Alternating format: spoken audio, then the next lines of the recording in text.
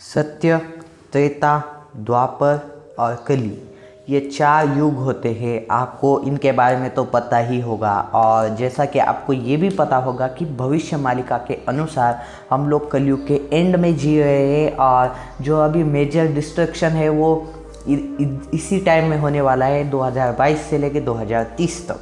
अभी ऐसा भविष्य मालिका के अकॉर्डिंग है और हमारे वेद पुराण भी यही बताते हैं।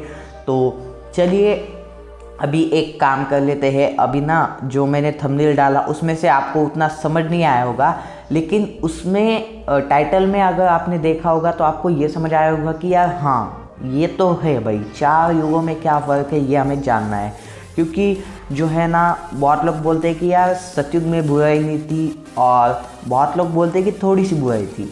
तो चलिए आज ना जान लेते हैं कि 4 युगों में क्या क्या फ़र्क होता है। तो सबसे पहले शुरुआत का युग आएगा सतयुग।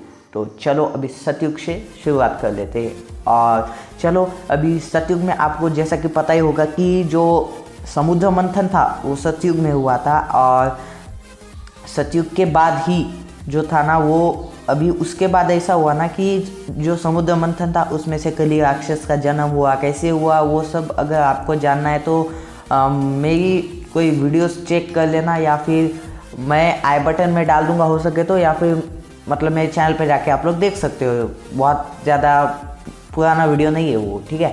तो चलो अभी जान लेते हैं कि सतयुग में बुराई कब आई और कैसे आई। तो अभी उससे पहले ना जानने के लिए आपको एक काम करना पड़ेगा। आपको ये समझना होगा कि जो 4 युग होते हैं उसमें कलयुग होता है। ये बात सत्य है। जो लोग मानते हैं ना ये बात एक्यूरेट है और सत्य है। और अभी हम लोग जो है ना वो कलयुग के कलयुग में जी रहे हैं। मतलब आप लोग समझ सकते हो, इसका अर्थ ये हुआ कि हम लोग घोर कलयुग में जी रहे हैं, ठीक है। और जो अभी ये भी मैं आपको बता दूंगा, उसकी कुछ गणना होती है, फिक्स टाइम होता है। और जब महाभारत चल रहा था तब उस टाइम का जो है ना कलयुग चल रहा था, मतलब त्रेता युग का कलयुग, ठीक है। और मैंने आपको बता दिया कि हर युग में 4 युग होते हैं। जैसे कि कलयुग भी जब स्टार्ट हुआ, अभी आप लोग देख सकते हो कि त्रेता युग में मतलब इंसान जो था ना वो दुर्योधन वगैरह जो था ना वो बहुत ज़्यादा शासन करता था और लोगों को ना बहुत ज़्यादा परेशान करता था, यानी कि वो त्रेता युग का कलयुग था, ठीक है। और उसके बाद जो है ना नेक्स्ट युग आया, उसका नाम था कलयुग, जिसमें हम जी रहे, ठीक है। और स्टार्टिंग में क्या हुआ, स्टार्टिंग में सब लोग अच्छे से जी रहे थे क्योंकि जनसंख्या बहुत ज़्यादा कम थी। लेकिन उसके बाद जो है वो बुराई बढ़ती गई और जो स्टार्टिंग का पीरियड था ना वो सतयुग था, कलयुग का सतयुग, ठीक है। और उसके बाद जो है ना वो उसके बाद थोड़े से लोग बिगड़े, फिर उसके बाद और बिगड़े, और आज तो आपको पता है कि क्या क्या हो रहा है दुनिया में। बहुत ज़्यादा बिगड़ गए हैं लोग और ये जो वर्ल्ड वॉर वगैरह हो रहा है ये भी उसी के कारण हो रहा है। और अभी आपको थोड़ा बहुत आइडिया तो आ ही गया होगा कि हाँ मतलब हर युग में 4 युग तो होते हैं। और रावण जो था ना उसके अंदर भी कली ने प्रवेश किया था। और आप लोग बोलोगे कि यार कली तो था ही नहीं, कली का अस्तित्व अभी कलयुग में आने वाला है। ऐसा नहीं है।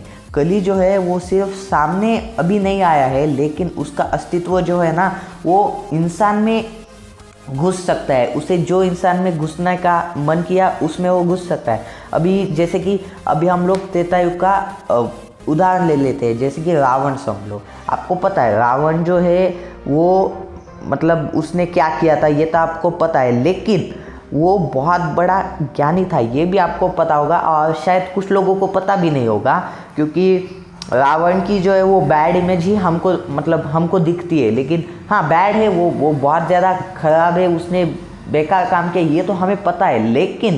लेकिन वो जो है ना वो उसने अपनी मर्जी से नहीं किया, उसके अंदर जो है वो कली राक्षस घुस गया था। जी हाँ, इसलिए भगवान प्रभु श्री राम को आना ही पड़ा और रूप लेके। और आपको पता है क्या हुआ था, आपको सारी रामायण तो पता ही है। और उसके बाद जो हुआ वो था उसका नेक्स्ट युग वो था द्वापर युग, ठीक है। द्वापर युग में क्या हुआ, दुर्योधन या फिर आप मामा शकुनी कह सकते हो, उन दोनों में से किसी एक को कली ने पकड़ लिया, ठीक है। और वो युग के अंत में ही हुआ, ठीक है। जब मैंने आपको जैसा कि बोला था कि हर युग में जो है वो कली राक्षस होता है, ठीक है। बस सतयुग में नहीं था, क्योंकि सतयुग में ही उसका जो है वो जन्म अमर हो चुका था, ठीक है। अमृत पी लिया था उसने। और वो जो कथा है वो थोड़ी सी लंबी है और मैंने उसके ऊपर वीडियो भी बना दिया है, आप लोग चैनल पे जाके देख सकते हो, ठीक है। और ये सब हुआ था। और आपको अभी ये सवाल होगा कि यार चलो द्वापर युग का हमने मान लिया, त्रेता युग का हमने मान लिया, लेकिन कलयुग के कोई असुर का नाम हमने अभी तक क्यों नहीं सुना, वो कली अभी तक सामने क्यों नहीं आया।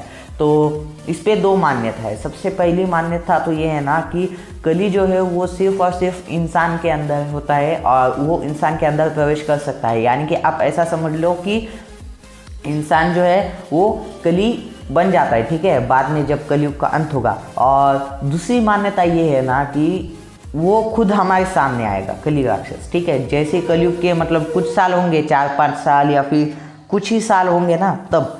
तो ऐसी दो मान्यता है। अभी दोनों में से कौन सी सच है कौन सी झूठ ये हमें नहीं पता, इसलिए हम आपको डिटेल में नहीं बता सकते।